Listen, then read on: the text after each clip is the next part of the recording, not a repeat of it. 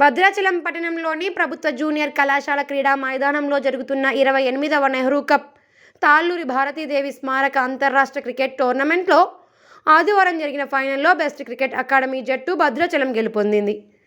నాగరాజు ముందుగా బ్యాటింగ్ చేసిన భద్రాచలం జట్టు నిర్ణీత 20 ఓవర్లలో 6 వికెట్ల నష్టానికి 166 పరుగులు చేశారు.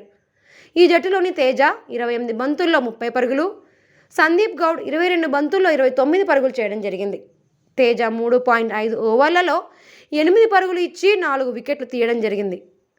167 పరుగుల విజయ లక్ష్యంతో బ్యాటింగ్కి ప్రారంభించిన మాస్టర్స్ 11 ఖమ్మం జట్టు 7 వికెట్ల నష్టానికి 92 పరుగులు చేసి ఓటమి పాలయ్యారు. భద్రాచలం జట్టులోని తేజను మ్యాన్ ఆఫ్ ది మ్యాచ్ వరించింది. అనంతరం జరిగిన సభలో గెలుపొందిన విద్యార్థులకు బహుమతులు అందజేశారు. ఈ కార్యక్రమంలో పట్టణ సిఐ నాగరాజు రెడ్డి, తాళ్ళూరి జయశేఖర్, పాకాల దుర్గాప్రసాద్, చావా లక్ష్మీనారాయణ, హరిశ్చంద్ర నాయక్, వల్లూరుపల్లి వంశీ, బాచినేని రామకృష్ణ, తోటమల్ల బాలయోగి, వాతాడి దుర్గా అశోక్, పుల్లారావు, సురేష్, సలీం, ఎస్కే అజీం, నాగార్జున, చిగురుమల్ల శ్రీనివాస్, సానికొమ్ము శంకర్ రెడ్డి, పాషా, ఉమాశంకర్ నాయుడు, ఉడత రమేష్, ఎన్ఎస్కే మోహన్, నాగరాజు, చాణక్య, శ్యామ్ తదితరులు పాల్గొన్నారు.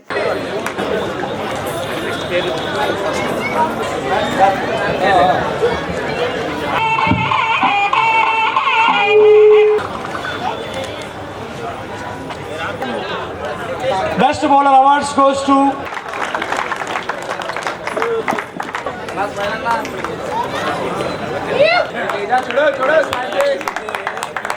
సానికొమ్ము శంకరెడ్డి గారు, అధ్యక్షులు, BRTU అవార్డుని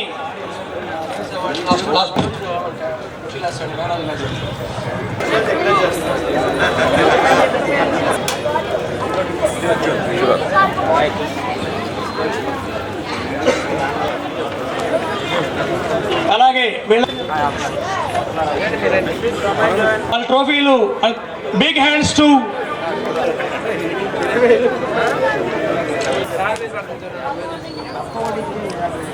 ఇక్కడ తరతరాలుగా ముక్కోటి శ్రీరామనవమి వేడుకలు జరుగుతున్నాయి.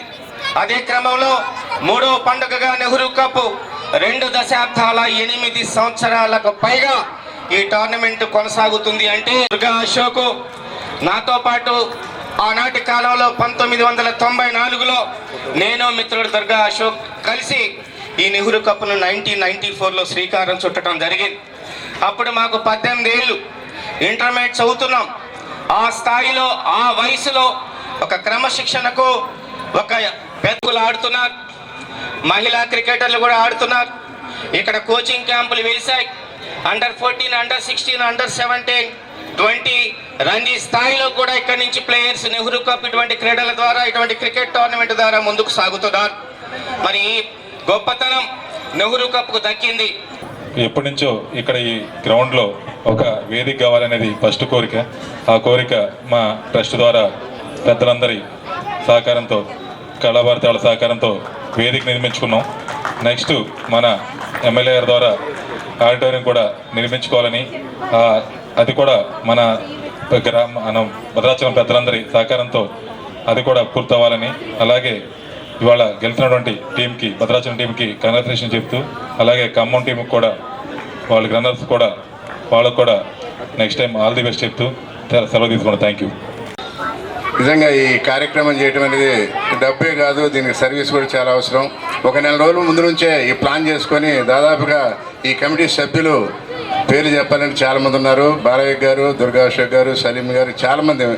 వీళ్ళందరూ కూడా దాదాపు ఒక నెల నుంచి ప్లాన్ చేసుకొని వాళ్ళు ఈ కార్యక్రమం చేయడంలో ముఖ్యంగా వారికి ఆర్థిక నిధులు కావాలి. ఆ నిధుల కోసం ప్రతి సంవత్సరం కూడా వీళ్ళని పాపం వాళ్ళు రిక్వెస్ట్గా అడగటం, కొంతమంది సమయభావం వలన ఆ టైం ఇవ్వలేకపోవటం, ఎలా చేయాలని తపన పడటం, ఇవన్నీ ప్రతి సంవత్సరం జరుగుతూనే ఉన్నాయి. కాబట్టి ఈ మధ్యకాలంలో ఈ గత 2-3 సంవత్సరాల నుంచి జయశేఖర్ తాళ్ళూరి గారు వారు దాదాపుగా ₹1,00,000 వరకు ఇవ్వటం జరుగుతూ ఉంది. అలాగే దుర్గా ప్రసాద్ గారు, ఇక్కడ ఉన్న పెద్దలందరూ గత 30 సంవత్సరాలుగా నిర్వహిస్తూ కొద్దిగా యూత్ని ఎంకరేజ్ చేసుకుంటూ ముందుకు వెళ్తున్న సందర్భంగా వారికి నా యొక్క ప్రత్యేక కృతజ్ఞతలు తెలియజేస్తున్నాను. ఎందుకంటే ఈ రోజుల్లో అందరూ ఈ సెల్ ఫోన్కు గేమ్స్కే అందరూ కూడా లీనమైపోయినారు. ఇంటి నుంచి బయటకు వచ్చే పరిస్థితి లేదు. పిల్లలు కలిసి మాట్లాడుకొని గేమ్స్ ఆడుకునే రోజులు అవి అంతరించిపోయినట్టు కనబడుతుంది. ఈ సందర్భంగా ఇంత మంచి గ్రౌండ్ ఉంది, దీన్ని అందంగా తీర్చిదిద్దుతున్నటువంటి పట్టణ పుర ప్రముఖులందరికీ కూడా థ్యాంక్స్ తెలియజేస్తున్నాను. అదేవిధంగా ఈ భద్రాచలంలో చేస్తూ ఉన్నారు. మనందరికీ తెలుసు, ఈ మాట్లాడే వేదిక కూడా వాళ్ళు కట్టిందే. అలాగే ప్రజాసేవ చేసే వేరే సత్రం కూడా వాళ్ళు కొన్ని కోట్ల రూపాయలు వాళ్ళు ఇచ్చారు. ఎంతమంది రైతులకు సాయం చేశారు, చదువుకున్న పిల్లలకు సాయం చేశారు, ఎంతమందికి ఉద్యోగాలు ఇచ్చారు. అనేకమైన కార్యక్రమాలు వాళ్ళు ఆ ట్రస్ట్ తరఫున కానీ కుటుంబం తరఫున కానీ చేస్తూ ఉన్నారు. అది భద్రాచలానికి ఆ కుటుంబం ఒక అసెట్గా నేను భావిస్తూ, భద్రాచలంలో మీ అందరం కూడా మీ కుటుంబానికి కృతజ్ఞతగా ఉంటామనే సందర్భంగా నేను తెలియజేసుకుంటూ, అలాగే నాకు అత్యంత ఇష్టమైన వ్యక్తి ఈరోజు ఎమ్మెల్యేగా ఉన్న డాక్టర్ వెంకట్రావు గారు. చాలా ఇష్టం నాకు ఆయన. అయితే ఏంటంటే, అందరూ సతీ సావిత్రి సినిమా చూసుంటారు. సత్యవంతుడు మరణిస్తే యమధర్మరాజుతో యుద్ధం చేసి భర్తని ఇంటికి తీసుకొచ్చిన ఆ రోజు సావిత్రి వేరు. ఇదే మైదానంలో మేము కూడా ఇంటర్మీడియట్ చదివేటప్పుడు క్రికెట్ ఆడేవాళ్ళం. ఇక్కడికి వస్తేనే ఒక రకమైన ఒళ్ళంతా ఒక పులకరింతగా ఉంటుంది అనమాట. రోజు అప్పట్లో క్రికెట్కి అంత ఆదరణ ఉండేది కాదు ఇక్కడ. మేము ఇక్కడ కొన్ని చెట్లు అవన్నీ ఉండేవి, ఒక రెడ్ క్రాస్ బిల్డింగ్ ఉండేది. మొత్తం ఇక్కడ ఈ గ్రౌండ్ని క్లీన్ చేసుకొని మేము రెగ్యులర్గా క్రికెట్ ఆడుతూ ఉండేవాళ్ళం. అలాంటి ఇక్కడ మన భద్రాద్రి కప్ కానీ నెహ్రూ కప్ కానీ స్థాపించి ఎంతోమంది గొప్ప ఆటలు ఆడటం జరిగింది. గొప్ప టోర్నమెంట్స్ ఆడటానికి సహకరించారు. ఇక్కడ మనం ఈ ఏజెన్సీ ఏరియాలో క్రికెట్ని చాలామంది గొప్ప ఆటగాళ్ళు ఉంటారు. నేను ఇంతకుముందు అలా వచ్చినప్పుడు కూడా నేను చెప్పాను, మా అన్నయ్య రాజా శ్రీకృష్ణ ఓపెనింగ్కి వచ్చాడు, తను డాక్టర్ అయ్యాడు. బ్రహ్మాండమైన ఫాస్ట్ బౌలింగ్ చేసేవాడు, ఆల్మోస్ట్ 150 కిలోమీటర్స్ స్పీడ్ బౌలింగ్ చేసేవాడు. హార్డ్ హిట్టింగ్ బ్రహ్మాండమైన ఆల్రౌండర్. కానీ అప్పట్లో అవకాశాలు లేవు. మన నెహ్రూ కప్ కండక్టర్ మన ఫౌండర్స్ ఇద్దరు కూడా, అశోక్కి మన బాలయోగి అన్నకి, ఈరోజు ఒక గేమ్ కండక్ట్ చేయడం అనేది పెద్ద టాస్క్, ఒక డిఫికల్టీ కూడా.